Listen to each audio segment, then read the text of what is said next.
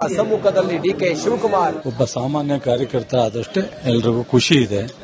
ಸಿದ್ದರಾಮಯ್ಯನವರು ಬಹಳ ಸಂತೋಷವಾಗಿ ಅವ್ರಿಗೆ ಅಧಿಕಾರ ಅವಕಾಶ ಮಾಡಿಕೊಟ್ಟಿದ್ದಾರೆ.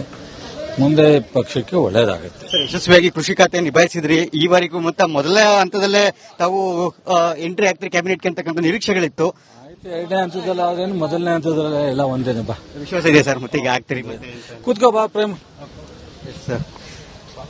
ಇದಿಷ್ಟು ಕೂಡ ಮಾಜಿ ಸಚಿವರಾದ ಚಲುವರಾಯಸ್ವಾಮಿ ಅವರು ಮತ್ತು ಚಲುವರಾಯಸ್ವಾಮಿ ಅವರು ಹೇಳುವಂತೆ ಹೌದು ಮತ್ತೆ ನಾನು ಕ್ಯಾಬಿನೆಟ್ಗೆ ಎಂಟ್ರಿ ಆಗುವಂತ ಸಾಧ್ಯತೆ ಇದೆ ಅಂತಕ್ಕಂಥ ಒಂದು ನಿರೀಕ್ಷೆ ಮಾತುಗಳನ್ನು ಹೇಳಿದ್ದಾರೆ. ನೋಡೋಣ ಮತ್ತೆ ಚಲುವರಾಯಸ್ವಾಮಿ ಅವರು ಕ್ಯಾಬಿನೆಟ್ಗೆ ಎಂಟ್ರಿ ಆಗ್ತಾರಾ ಅನ್ನೋದನ್ನ.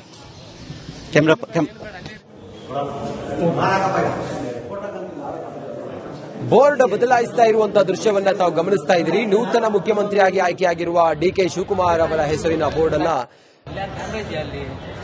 ಮುಖ್ಯಮಂತ್ರಿಗಳ ಕಚೇರಿಗೆ ಅಳವಡಿಸಿದ್ದಾರೆ. ನೋಡಿ, ಗಣ್ಯಾತಿ ಗಣ್ಯರು, ಸಾಧು ಸಂತರು, ಸ್ವಾಮೀಜಿಗಳು ಇವತ್ತು ಮುಖ್ಯಮಂತ್ರಿ ಡಿಕೆ ಶಿವಕುಮಾರ್ ಅವರ ಪ್ರಮಾಣ ವಚನ ಕಾರ್ಯಕ್ರಮದಲ್ಲಿ ಸಾಕ್ಷಿಯಾದರು. ಅಜ್ಜಯ್ಯ ಸ್ವಾಮೀಜಿಗಳನ್ನ ತಾವು ಗಮನಿಸ್ತಾ ಇದ್ದೀರಲ್ಲ.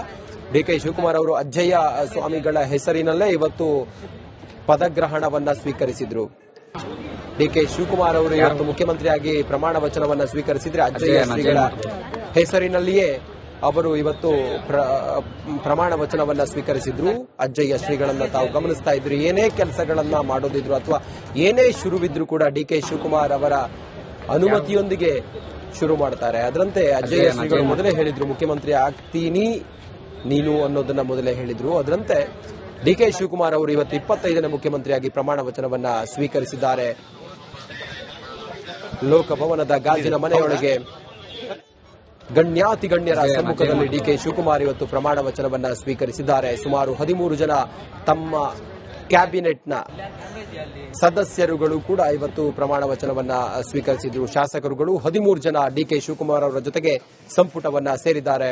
ಆ ಸಂದರ್ಭ ಹೇಗಿತ್ತು ಅನ್ನುವಂಥ ದೃಶ್ಯವನ್ನ ತಾವು ಗಮನಿಸ್ತಾ ಇದ್ದೀರಿ. ಡಿಕೆ ಶಿವಕುಮಾರ್ ಮುಖ್ಯಮಂತ್ರಿ ಆದರೆ ಡಾಕ್ಟರ್ ಜಿ ಪರಮೇಶ್ವರ್ ಉಪಮುಖ್ಯಮಂತ್ರಿಯಾಗಿ ದಲಿತ ಸಮುದಾಯಕ್ಕೆ ಉಪಮುಖ್ಯಮಂತ್ರಿ ಪಟ್ಟವನ್ನ ನೀಡುವ ಮೂಲಕ ಅವರನ್ನ ಈಗ ಸಮಾಧಾನಪಡಿಸುವಂತಹ ಪ್ರಯತ್ನವನ್ನ ಕಾಂಗ್ರೆಸ್ನ ಹೈಕಮಾಂಡ್ ಮಾಡಿದೆ. ಕೆಎಚ್ ಮುನಿಯಪ್ಪನವರು ಕೂಡ ಮಂತ್ರಿಯಾಗಿ ಪ್ರಮಾಣ ವಚನವನ್ನ ಸ್ವೀಕರಿಸಿದ್ದಾರೆ. ಕೆಜೆ ಜಾರ್ಜ್ ಅವರನ್ನೂ ಕೂಡ ಕ್ಯಾಬಿನೆಟ್ಗೆ ಸೇರಿಸಿಕೊಂಡಿದ್ದಾರೆ. ಎಂಬಿ ಪಾಟೀಲ್, ಹಿರಿಯ ನಾಯಕ ಎಂಬಿ ಪಾಟೀಲ್ ಅವರನ್ನೂ ಕೂಡ ಕ್ಯಾಬಿನೆಟ್ಗೆ ಸೇರಿಸಿಕೊಂಡಿದ್ದಾರೆ. ಹಾಗೆ ರಾಮಲಿಂಗಾರೆಡ್ಡಿ ಅವರು ಕೂಡ ಡಿಕೆ ಶಿವಕುಮಾರ್ ಅವರ ಕ್ಯಾಬಿನೆಟ್ನಲ್ಲಿ ಸಚಿವರಾಗಿ ಇವತ್ತು ಪ್ರಮಾಣ ವಚನವನ್ನು ಸ್ವೀಕರಿಸಿದ್ದಾರೆ. ಸೇರಿದಂತೆ ಸತೀಶ್ ಜಾರಕಿಹೊಳಿ ಕೆಪಿಸಿಸಿ ಹುದ್ದೆಯ ಆಕಾಂಕ್ಷಿಯಾಗಿದ್ರು, ಆದರೆ ಅವರನ್ನ ಮೊದಲು ಮಂತ್ರಿ ಮಾಡಿದ್ದಾರೆ. ಕಾಂಗ್ರೆಸ್ ಪಕ್ಷದಲ್ಲಿ ಓರ್ವ ವ್ಯಕ್ತಿಗೆ ಒಂದೇ ಜವಾಬ್ದಾರಿ ಅನ್ನುವಂಥ ನಿಯಮವಿದೆ. ಅದನ್ನ ಈ ಬಾರಿಯಿಂದ ಆದರೂ ಕೂಡ ಪಾಲಿಸುವಂತ ತೀರ್ಮಾನವನ್ನ ಹೈಕಮಾಂಡ್ ಮಾಡಿದ ಹಾಗೆ ಕಂಡು ಬರ್ತಾ ಇದೆ. ಕೃಷ್ಣ ಬೈರೇಗೌಡರು ಕೂಡ ಮಂತ್ರಿಯಾಗಿದ್ದಾರೆ. ಪ್ರಿಯಾಂಕ್ ಖರ್ಗೆ ಅವರು, ಮಲ್ಲಿಕಾರ್ಜುನ್ ಖರ್ಗೆ ಅವರ ಪುತ್ರ ಪ್ರಿಯಾಂಕ್ ಖರ್ಗೆ ಕೂಡ ಮಂತ್ರಿಯಾಗಿ ಪ್ರಮಾಣ ವಚನವನ್ನ ಸ್ವೀಕರಿಸಿದ್ದಾರೆ.